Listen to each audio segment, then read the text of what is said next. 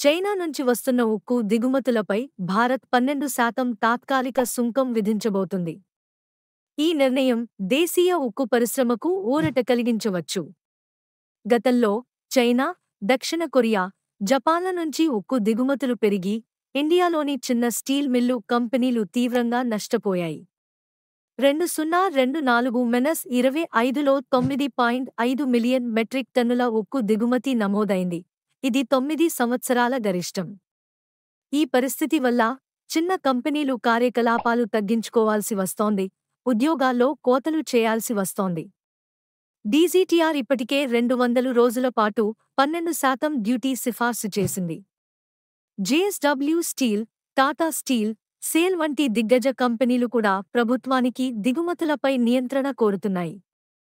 ఈ పరిణామాలు దేశీయ ఉక్కు పరిశ్రమకు ఎంత ముఖ్యమో మనం అర్థం చేసుకోవాలి.